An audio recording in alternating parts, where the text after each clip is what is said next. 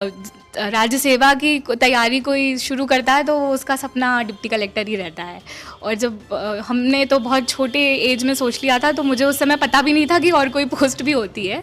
पर धीरे धीरे जैसे मैच्योरिटी बढ़ी तो मतलब हालांकि मैं सेटिस्फाइड हूँ मेरी पोस्ट से, लेकिन सर जैसे एक अटेम्प्ट अभी इंटरव्यू का है तो मैं पूरी कोशिश रहेगी कि डिप्टी कलेक्टर मिल जाए।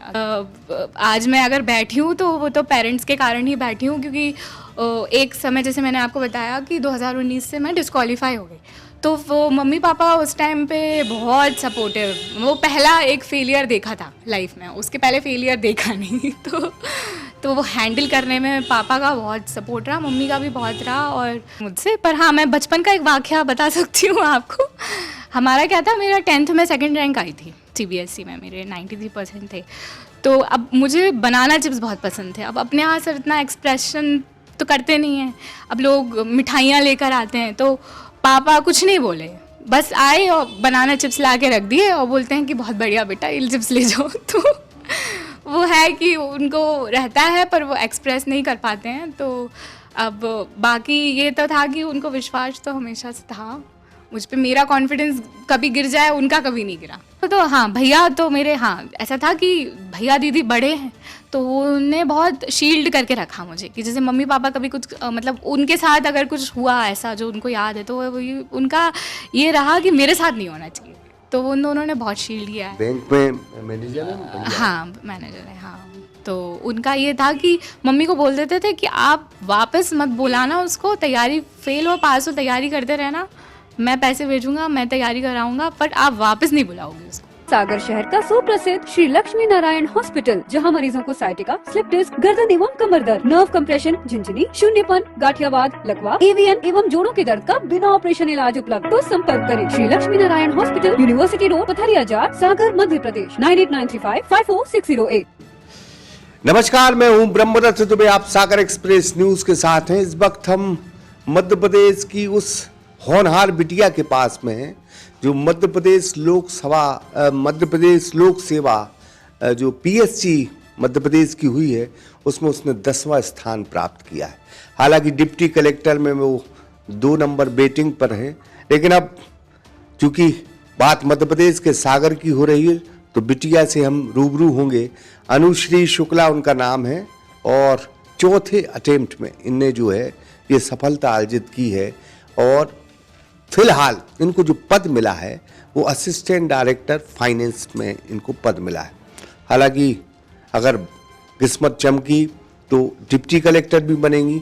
DSP ये बनना नहीं चाहती थी, पुलिस महकमे में ये जाना नहीं चाहती। बहुत सारी बातें इनसे करेंगे, इन्हीं से पूछेंगे। बहुत बहुत स्वागत है। पहले तो बहुत बहुत बधाइयाँ। Thank you sir.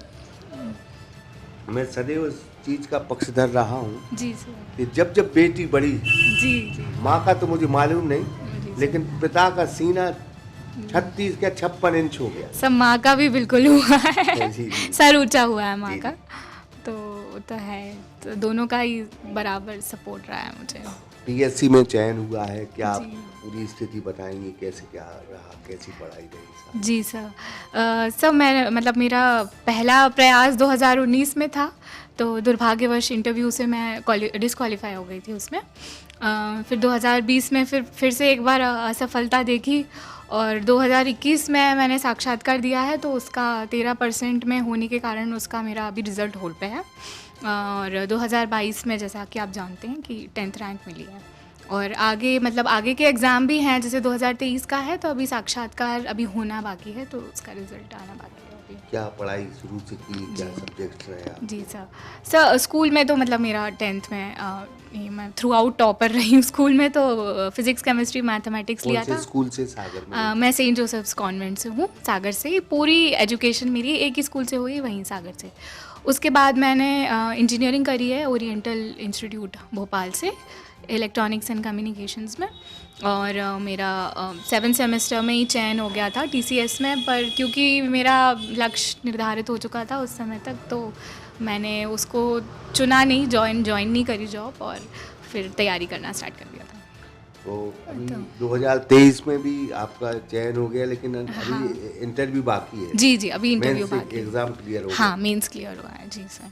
कितना संघर्ष किया, कितनी पढ़ाई की है आपने, मतलब कितना जी। घंटा आपने जो है पढ़ाई कर जी जी सर, ऐसे घंटे तो हम लोग गिनते नहीं है वैसे, बट ये था कि क्योंकि अब मैं पढ़ाई और नौकरी छोड़ के, मतलब मम्मी पापा का सपोर्ट रहा तो छोड़ के तैयारी कर रही थी, तो मतलब आप समझ लीजिए कि खाने का और सोने का टाइम हटा के पूरा टाइम पढ़ाई को डेडिकेटेड करती थी।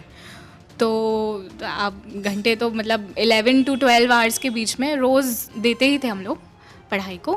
और संघर्ष तो अब सर यही है कि इंतज़ार बहुत लंबा हो गया, तो वो जो हमने सोचा था कि बहुत जल्दी हो जाएगा, पहले तो जो कुछ था तो ऐसा लगता था पहले अटेम्प्ट में ही हो जाएगा, तो वो संघर्ष वो रहा है थोड़ा कि कुछ कोचिंग वगैरह ली आपने? जी सर, मैंने यूपीएससी की कोचिंग करी थी दिल्ली से, 9 मंथ्स का कोर्स किया था।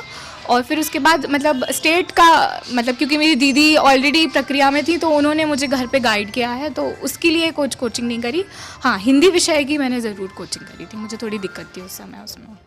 हिंदी में क्या दिक्कत आती है? हाँ, हिंदी में सर थोड़ा जैसे 10th स्टैंडर्ड के बाद से छूट गई थी हिंदी, 11 12 फिर पूरा इंजीनियरिंग के दौरान, तो थोड़ा व्याकरण जो था वो शुरू से उसको रिवीजन करना पड़ा, क्योंकि 200 नंबर की व्याकरण आती है, पत्र लेखन आता है, इसके अलावा निबंध भी, मतलब क्योंकि हमारी राजभाषा मतलब मध्य प्रदेश की हिंदी है तो निबंध हिंदी में ही लिखना होता है, तो उसमें अशुद्धियाँ ना हों और उसमें मैक्सिमम स्कोर कैसे करूँ, तो उसकी थोड़ी सी मैंने कोचिंग मतलब।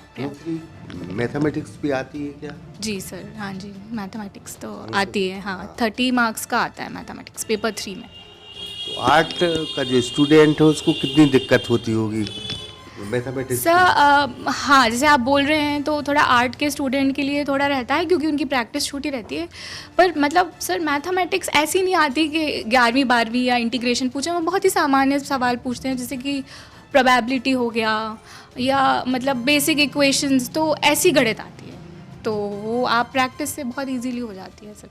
ये जो मतलब असिस्टेंट डायरेक्टर फाइनेंस है, ये पद तो आपको मिलेगा ही, मतलब उस पर आप ज्वाइन होंगी, उसके बाद भी पढ़ाई जारी रहेगी? बिल्कुल सर, बिल्कुल जारी रहेगी, क्योंकि जब राज्य सेवा की तैयारी कोई शुरू करता है तो उसका सपना डिप्टी कलेक्टर ही रहता है, और जब हमने तो बहुत छोटे एज में सोच लिया था, तो मुझे उस समय पता भी नहीं था कि और कोई पोस्ट भी होती है, पर धीरे धीरे जैसे मैच्योरिटी बढ़ी तो मतलब हालांकि मैं सेटिस्फाइड हूँ मेरी पोस्ट से, लेकिन सर जैसे एक अटेम्प्ट अभी इंटरव्यू का है, तो मैं पूरी कोशिश रहेगी कि डिप्टी कलेक्टर मिल जाए आगे। आपने देखा कि आप बहुत आसानी से डीएसपी बन सकती थी। जी जी जी ये मतलब क्यों आपने उसको? जी जी हाँ सर, मेरा मतलब प्रशासनिक सेवा की तरफ ज़्यादा रुझान रहा है हमेशा से, तो इसीलिए मैंने अपनी दूसरी प्राथमिकता इसको रखा था, वित्त सेवा को रखा था, तो उसका यही कारण है, और कोई अन्य था नहीं रीज़न, मतलब बस प्रशासनिक सेवा की तरफ ज़्यादा झुकाव था इसलिए। तो अब आईएएस के लिए भी तैयार है? हम देखेंगे क्या सर, दूसरी बिल्कुल आईएएस हो जाए? बिल्कुल सर, मैं प्रयासरत हूँ और आगे कोशिश करूँगी, और आप लोगों की ब्लेसिंग्स के साथ मतलब अगर मिल जाता है तो अच्छी बात है। पहले एक दौर था पीएससी का, जी। इसमें पब्लिक एडमिनिस्ट्रेशन, हाँ। एंथ्रोपोलॉजी, ये आपका दर्शन शास्त्र, इतिहास, हिस्ट्री वगैरह, इस साइड का बड़ा बोलबाला था। हाँ। लेकिन हम देख रहे हैं कि इंजीनियरिंग के जो स्टूडेंट्स हैं वो लगातार कामयाब हो रहे हैं। जी सर, सर एक्चुअली मैं आपको बताना चाहूँगी कि मुख्य परीक्षा में आपने जितने भी विषय के नाम लिए ना, ये सब हैं, तो हम लोग ने इंजीनियरिंग ज़रूर करी है, पर हमने ये सब पढ़े हैं, और ये सब पढ़ के ही पेपर दिया है, और फिर उसके बाद क्लियर भी किया है, तो अब हो सकता है कि एक वेव आई थी उस समय लोग इंजीनियरिंग ज़्यादा कर रहे थे, इसलिए हो सकता है कि चयन सूची में भी दिखते हैं ज़्यादा, तो ये कारण है, बाकी इंजीनियरिंग का और इसका डायरेक्ट कोई रिलेशन नहीं है। माँ बाप का कितना सहयोग रहा मतलब आपकी पढ़ाई में, पूरी मतलब जी, करियर में?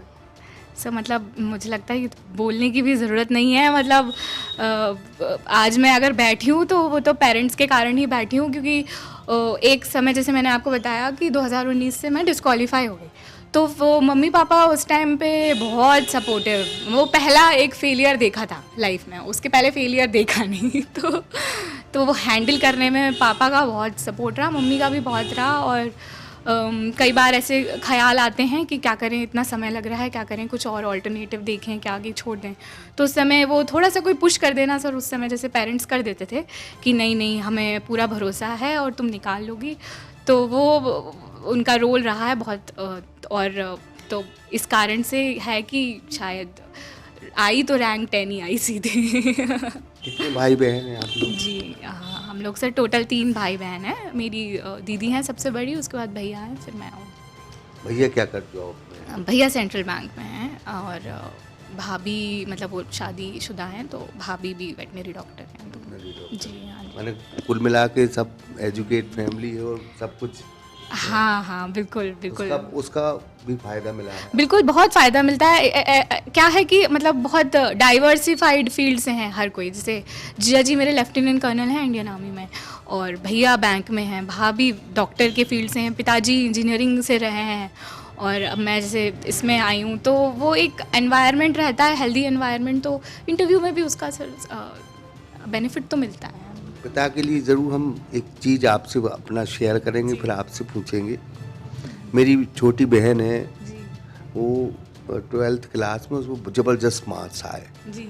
अब उसकी तारीफ करने पिता बाहर जाए, कोई पूछ ले कि उनकी बेटी कैसी है, कितने नंबर आए। अब वो तड़प गए कि कोई पूछेगा जब बताएंगे। तो ये जो पिता की जो तड़प है ना, इसके बारे में आप क्या कहेंगी? आज जो आप अधिकारी बनी हैं, ये अंदर उनका जो मतलब अंदर जो उफान है, तूफान है, उसके बारे में क्या महसूस कर रही हैं आप? हाँ ऐसा पापा, मतलब ये इस बात का आई थिंक आंसर पापा बेहतर दे पाएंगे मुझसे, पर हाँ मैं बचपन का एक वाकया बता सकती हूँ आपको। हमारा क्या था, मेरा 10th में 2nd रैंक आई थी CBSE में, मेरे 93% थे। तो अब मुझे बनाना चिप्स बहुत पसंद थे। अब अपने यहाँ सर इतना एक्सप्रेशन तो करते नहीं हैं, अब लोग मिठाइयाँ लेकर आते हैं, तो पापा कुछ नहीं बोले, बस आए और बनाना चिप्स ला के रख दिए और बोलते हैं कि बहुत बढ़िया बेटा, ये चिप्स ले जाओ। तो वो है कि उनको रहता है पर वो एक्सप्रेस नहीं कर पाते हैं। तो अब बाकी ये तो था कि उनको विश्वास तो हमेशा से था मुझ पे, मेरा कॉन्फिडेंस कभी गिर जाए, उनका कभी नहीं गिरा। तो इससे और बेटर आंसर आई थिंक पापा देंगे इस सवाल का आपको। मम्मी और भाभी का क्या आपकी मतलब जीवन में हाँ, योगदान रहा? जी, जी। मम्मी का भी बड़ा रोल रहता हाँ है। बिल्कुल बिल्कुल। मम्मी का तो सर ऐसा क्या है, भाभी तो ज़्यादा समय नहीं हुआ भैया की शादी को, तीन से करीब 4 साल हुए होंगे। तो क्या है कि भाभी आई और एकदम कोविड का लॉकडाउन लग गया, और लॉकडाउन में मैं भी आ गई अब पढ़ने के लिए घर पे। तो फिर मम्मी ने एक मतलब एक एनवायरनमेंट होते हैं ना कि हम घर पे ही तुम्हारे लिए ऐसा एनवायरनमेंट बना देंगे कि तुम्हें बाहर फील ही नहीं होगा कि तुम पढ़ाई। तो वो ऊपर एक कमरा है मेरा, तो भाभी भी बहुत सपोर्टिव, मतलब ऊपर मत वो बोलती थी कि आप नीचे मत आओ, आप पढ़ाई करो, आपको जो ज़रूरत है हम ला के देंगे। तो ऐसा दीदी ने मम्मी को, मतलब क्योंकि दीदी प्रक्रिया में प्रयासरत थी, तो उनको पता है कि उस प्रकार का डेडिकेशन चाहिए होता है। तो दीदी ने मम्मी को ग्रूम किया, मम्मी ने भाभी को किया। तो एक बोल सकते हैं कि सर पूरा परिवार का एक क्यूमुलेटिव एफर्ट है जो रिजल्ट में आया है, एक जन का नहीं है। तो सामाजिक जो ताना बाना है, आप तो अब चूंकि अधिकारी बन गई तो अब क्या कहें, लेकिन नंद और भाभी की जो केमिस्ट्री है, सास और भाभी की जो केमिस्ट्री है, उसके बीच में जो आप जो रास्ता बनाया है, बहुत सामंजस्य का है, बहुत कोऑर्डिनेट किया है। तो इस पे क्या बोलेंगे और ये क्या मैसेज दे रहे हैं? ये जो तालमेल है, ये बहुत ज़रूरी है। बिल्कुल बिल्कुल बहुत ज़रूरी होता है। जैसे आपने बोला ना कि नंद भाभी का, तो जैसे समाजशास्त्र में बोलते हैं कि जोकिंग रिलेशनशिप है, मतलब ये व्यंगात्मक आपस में रिश्ते होते हैं। तो वो अब समाज ने उसको उस तरीके से बनाया हुआ है। हालांकि मेरी भाभी खुद बहुत वेल एजुकेटेड हैं और उन्होंने भी बहुत मेहनत करके वो उस पोस्ट पे आई हैं, मतलब वेटनरी सर्जन हैं वो भी। तो वो पढ़ाई का महत्व उन्होंने हमेशा समझा है, और इसीलिए उन्होंने वो जो है कि ग्रूमिंग उस प्रकार से हुई और उन्हें वो उस प्रकार का एनवायरनमेंट भी बनाया। तो ये भी है कि आज मैं एक छोटे बच्चे को वो पेन बेच रहा था, तो वो मतलब मेरे से बड़ी उम्मीद थी, तो उसने कभी इडली नहीं खाई थी। तकरीबन उसकी 9 साढ़े 9 साल उम्र होगी, पेन बेच रहा था। ऐसे बहुत हिंदुस्तान में बच्चे हैं, पढ़ना उनमें बहुत ललक है, इंटेलिजेंट भी है, क्योंकि आपके पास संसाधन रहे, उनके पास संसाधन नहीं रहे। तो क्या मैसेज आप देना चाहेंगी कि पढ़ाई बिना पैसों की भी हो सकती है उसके लिए कोई चीज़ जरूरी नहीं, किस तरह का एटमॉस्फेयर होना चाहिए, क्या महसूस करती हैं आप? जी सर, मतलब ये तो मैं आज जैसे आपने बोला कि मेरे पास संसाधन रहे, तो मतलब वो मैं चाहूँगी कि मैं एक प्रिविलेज्ड, ये मैं भी समझती हूँ कि मेरे को एक प्रिविलेज रहा है, तो एक मतलब बोल सकते हैं कि एक पटल मिला और मतलब बस मेहनत करनी रही, तो वो जो है वो तो मतलब बहुत मुश्किल दौर होता होगा निश्चित तौर पे। अगर मतलब मैं कोशिश करूँगी कि मेरे सिलेक्शन के बाद अगर कोई ऐसा है और उसमें उतना जुनून है, तो कॉम्पिटिटिव एग्ज़ाम में ना सर मार्गदर्शन बहुत ज़रूरी रोल प्ले करता है। तो जिसको मार्गदर्शन से या बोलते हैं कि किताबों से मदद से जिसको मैं हेल्प कर सकूँगी तो मैं ज़रूर करूँगी। बाकी हाँ, ये ज़रूर होता है कि फिर ऐसे में क्या होता है कि आपके पास वो एक लग्जरी नहीं होती कि आप नौकरी छोड़ के घर पे बैठ के आप तैयारी कर पाएँ। तो वो थोड़ा टाइम मैनेजमेंट वहाँ पे बहुत काम आता है, क्योंकि हमारे साथ भी ऐसे बहुत लोग रहे हैं जो उतना प्रिविलेज बैकग्राउंड से नहीं आए, बट वो उसके बाद भी सिलेक्ट हुए। तो वो क्यों इसलिए हुए क्योंकि उनका टाइम मैनेजमेंट बहुत अच्छा था। उन्होंने मतलब अपना एक एक क्षण की कीमत करी, नौकरी करते करते अपना खुद का खर्चा भी उठाया और नौकरी के दौरान भी जहाँ समय मिला उन्होंने पढ़ाई करी और एग्ज़ाम क्लियर किया है। तो एक सवाल अनुश्री बीच में करेंगे, एक बहुत इम्पोर्टेंट सवाल है कि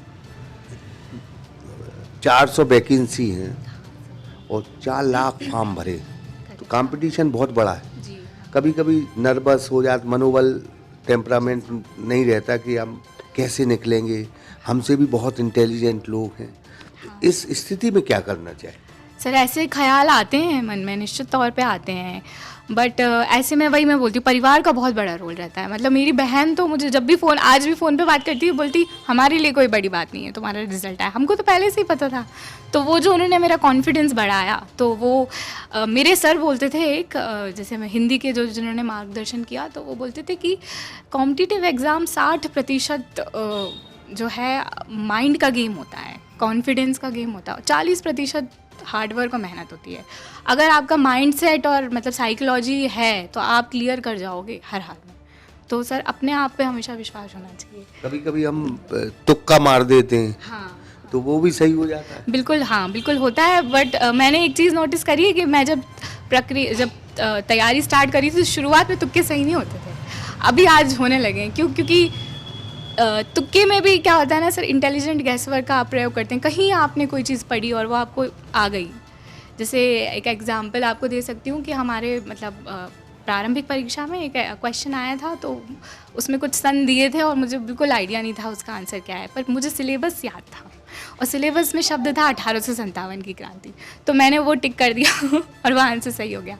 अब इसको आप तुक्का बोलें या इंटेलिजेंस गैसवर्क बोलेंगे, तो वो है कि आपके बहुत प्रैक्टिस से और स्ट्रेटेजी से वो भी सही बैठने लगता है। एक चीज़ और है कि पॉजिटिव जो सोच है, वो नेगेटिव सोच, पॉजिटिव सोच कहीं ना कहीं तुक्के में भी अपना असर दिखाती है कि नहीं? बिल्कुल, मतलब जैसे आप पॉजिटिव सोच बोल रहे हैं, मैं उसको कॉन्फिडेंस बोलती हूँ। तो वो पॉजिटिव जो है वो कॉन्फिडेंस से ही आता है, और कॉन्फिडेंस आता है मेहनत करके। अगर आप में मेहनत और प्रैक्टिस करिए तो आप कॉन्फिडेंस रहोगे और आपके फिर पॉजिटिव थिंकिंग अपने आप होगी सर, ये तो है। अनुश्री, अभी तो उड़ान बाकी है, जी। जारी है, और ज़िंदगी वही होना चाहिए कि मैं बार बार किसी भी चीज़ में ये कहता हूँ, गोपाल दास नीरज की लाइनें हैं कि छिप छिप अश्रु बहाने वालों, मोती व्यर्थ लुटाने वालों, कुछ सपनों के मर जाने से जीवन नहीं मरा करता है। तो ये जो चैलेंज है, इसको हरदम स्वीकार करना चाहिए। इस पे क्या सोचती हैं आप?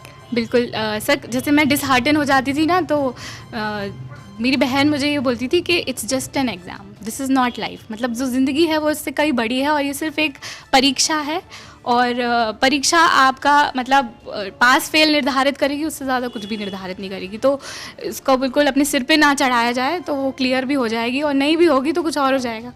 तो वो फिलॉसफी रहनी चाहिए।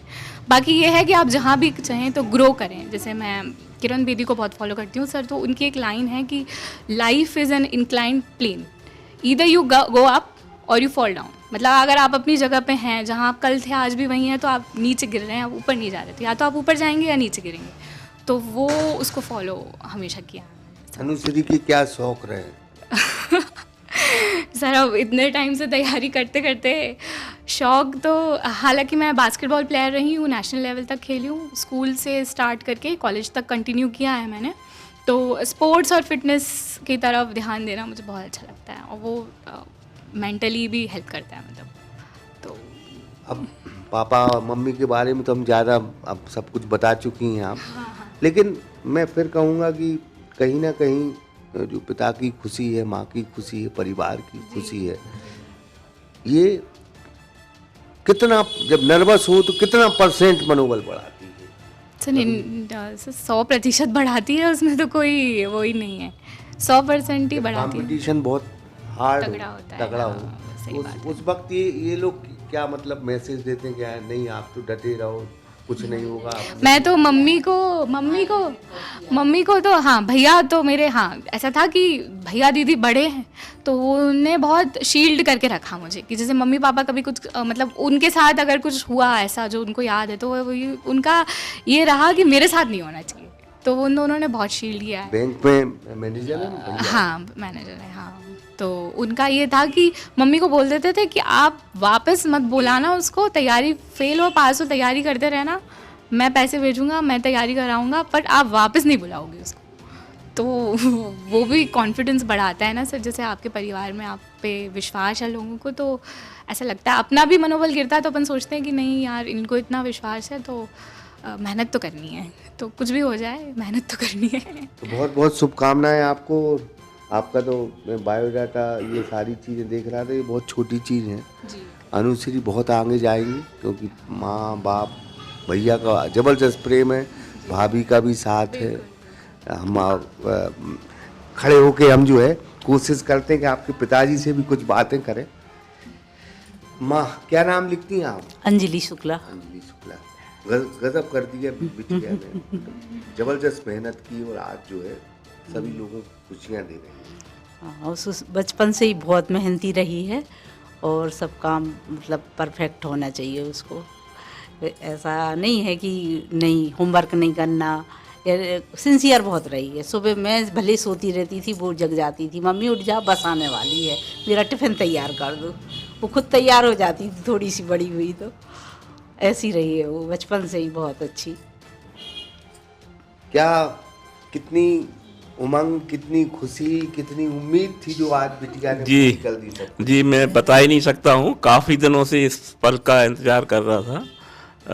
वैसे बिटिया का फर्स्ट शुरू में ही सिलेक्शन हुआ था, उसका प्लेसमेंट हो गया था इंजीनियरिंग के जस्ट बाद, पर हम लोगों ने उसको इधर प्रशासनिक सेवा की तरफ भेज दिया। तो फिर ये लगता रहा बीच में कि कहीं ये हम लोगों से गलती तो नहीं हुई कि उसको अच्छा वाला जॉब मिल चुका था आज कहीं विदेश में होती हो। और पर ये है कि उस पर भरोसा था शुरू से उसका, कभी हम लोगों को पढ़ाने की कोई ऐसी ना ट्यूशन दिलाना पड़ी ना कुछ करना पड़ा, सेल्फ स्टडी करती थी और hard work and very honest, बहुत ईमानदारी पढ़ने में। मुझे लगता है आगे भी ये ईमानदारी के कशीदे गाड़ेगी आगे चल के। क्योंकि आप तो एक एजुकेट फैमिली से हैं, सारे लोग पढ़े हैं, तो बेटियों के लिए कुछ संदेश देना चाहेंगी? बेटी भी जो है मतलब जी देखिए, बेटियों को हमारा ये कहना है पेरेंट्स से कि पहले बेटियों को सक्षम बनाएं, फिर उसके बाद में शादी विवाह के बारे में सोचें। पहले वो अपने पैरों पर खड़े हो जाएं बेटियां, और उनको फुल सपोर्ट करना चाहिए, यही है मेरा कहना। आज लगता है कि अब जो सफलता मिली है तो आप ये भी मान के चलो कि हमारी बेटी IAS भी बन सकती है। जी बिल्कुल बनेगी वो, थोड़ा सा यदि हम उसको और समय देंगे तो पक्का है कर लेगी वो। तो IAS तो उसका लक्ष्य ही था, पर बीच में कुछ समस्याएं ऐसी आई, कोरोना वगैरह के कारण दिल्ली छोड़ना पड़ा। हाँ, अदरवाइज उसका लक्ष्य ही वही था, पहले IAS का ही था। देखिए अब आगे प्रभु इच्छा। हम भाई से भी क्या नाम लिखते हैं आप? जी ब्रजेश कुमार शुक्ला। ब्रजेश जी। आपकी सिस्टर है ये? छोटी बहन, हाँ। छोटी बहन। जी तो बड़ा मतलब आज तो मुकाम हासिल कर लिया। बिल्कुल बिल्कुल बिल्कुल, पूरे परिवार का और गांव का घर का सबका नाम रोशन कर दिया। रहने वाले आप लोग कहाँ के? हम लोग समनापुर केसली के पास समनापुर है, वहाँ के रहने वाले। तो अब तो मतलब समनापुर का भी नाम हो गया, बिल्कुल केसरी बिल्कुल, का जी नाम। जी जी बिल्कुल। और आगे जो बातचीत हुई उसमें लग रहा है कि वो अब रुकने वाली नहीं है, आईएएस की भी तैयारी कर। हाँ बिल्कुल बिल्कुल, वो तो उसमें इतनी प्रतिभा है कि वो आगे, हमें विश्वास है कि जरूर आईएएस बनेगी। वो शुरू से हार्ड वर्क कर वाली रहेगी। मतलब सारी चीज़ें इकट्ठी हो गई, अब पूरा जो है परिवार एजुकेट तो है ही, अब तो हाँ। नौकरी पेशा से भी जुड़ गया है सारी चीज़ें। अब अपनी बहन को लेके समाज को क्या संदेश देना चाहेंगे, जो स्ट्रगल कर रहे हैं, काफ़ी दिनों से मेहनत कर रहे हैं, उनके लिए कुछ संदेश आप देना चाहेंगे कि कैसी जो फैमिली होती है, किस तरह का सपोर्ट होना चाहिए, परिवार एक स्टूडेंट को, एक छात्र को किस तरह का सपोर्ट दे सकता है? आप तो सब सारी चीज़ें महसूस की हैं आपने। बिल्कुल यही है कि हिम्मत मत हारो, मेहनत करो। और वैसे भी जनरल में बहुत कठिन संघर्ष करना पड़ता है, तो बस मेहनत करो, यही है। और मेहनत करो तो निश्चित रूप सफलता मिलेगी। अब भाभी, तो हम भाभी से भी रूबरू, क्या क्या जॉब है आपका? जी मैं टीचर हूँ, गवर्नमेंट एम्प्लॉय हूँ और बमौरी रेंगवाई में हूँ, पाल रोड पे। जी जी जी। यही है कि बच्चों को मेहनत करते रहना चाहिए, कभी हार नहीं मानना चाहिए। अगर मेहनत करेंगे तो निश्चित तौर पर सफलता मिलेगी ही। पॉजिटिव थिंक रखें बिल्कुल। अभी हम अनुश्री से पूछ रहे थे कि जो केमिस्ट्री है ना भाभी और नंद की, जी जी बिल्कुल, वो केमिस्ट्री समाज में कुछ ठीक नहीं है। नहीं लेकिन आपका घर बिल्कुल नहीं, मेरे घर का हाल, अभी हमारी बहू आई थी रश्मि, तो वो ये बोल रही थी कि मम्मी मैं भी अपने बेटे की सास आपके जैसी बनूंगी, जैसी आप है। ऐसा बोल के नहीं, गई नंद है। भाभी में तो मेरे ख्याल से भाभी को ये सोचना चाहिए कि मुझे एक अच्छी दोस्त मिल गई, और नंद को भी ये सोचना अच्छी चाहिए कि दोस्त हो सकती हैं, बहुत शानदार। बहुत अच्छी है। नंद भी यही सोचती है कि बहुत अच्छी दोस्त आई है, तो बस फिर बहुत अच्छा रिलेशन रहेगा, कभी कोई कड़वाहट रहेगी ही नहीं, एक अच्छी फ्रेंडशिप रहेगी, बल्कि बाहर दोस्त तलाशना ही नहीं पड़ेगा आपको। बहुत बहुत धन्यवाद आप लोगों का। अनुश्री, बहुत बहुत बधाइयाँ। Thank you sir. तो इस तरह से हम जो है अनुश्री शुक्ला के यहाँ थे, और जिस अंदाज में इस बिटिया ने सफलता अर्जित की, वो भी चौथे अटेम्प्ट में। अभी एक इंटरव्यू होना भी बाकी, 2023 में भी ये मेन एग्जाम में सिलेक्ट हुई हैं। उम्मीद है कि ये फिर डिप्टी कलेक्टर बने, लेकिन इनकी जो अब उड़ान है वो और ऊंची जाने वाली है। आईएएस की भी तैयारी कर रही हैं, उनका ख्वाब है कि ये आईएएस बने। फिलहाल हम इस इंटरव्यू के माध्यम से मुझे एक चीज़ ज़रूर लगा कि लोगों को बताना चाहिए कि किसी भी बेटा, किसी भी बेटी के पीछे सफलता का अगर कोई मूल मंत्र है तो उसका पूरा परिवार एक होना। ये बहुत बड़ा स्टेप है। अगर परिवार बिखरा होता है तो उसका बहुत असर पड़ता है, लेकिन जब परिवार एक साथ खड़ा होकर बेटी या बेटा को सपोर्ट करता है तो उन्हें सफलता अर्जित करने से कोई नहीं रोक सकता, कोई भी नहीं। तो इस अनुश्री की सफलता के पीछे अगर हम देखें तो वो एकजुट परिवार है। हम बार बार कहते हैं कि हिंदू एकता, जातिवाद की चीज़ें छोड़कर सबसे पहले अपना परिवार मजबूत करो। परिवार मजबूत होगा तो समाज मजबूत होगा, समाज मजबूत होगा तो देश मजबूत होगा। अनुश्री के परिवार ने जता दिया कि हम एक थे, और एक होकर जब हमने पुश किया अनुश्री को तो आज वो प्रशासनिक अधिकारी बन गए। हम भी सागर के इस बिटिया के मान सम्मान के लिए हम कहेंगे कि इसने सागर का गौरव बढ़ाया है, इसने केसली का गौरव बढ़ाया है, और एक बेटी ने आज फिर इस समाज को बता दिया कि सफलता के पीछे कोई चीज़ है तो पूरा परिवार है। उड़ान अभी बाकी है, और उम्मीद यही है कि उड़ान अब आईएएस तक पहुंचेगी, यही हमारी शुभकामना है। ब्रह्मोदय से दुबे, सागर एक्सप्रेस न्यूज, सागर।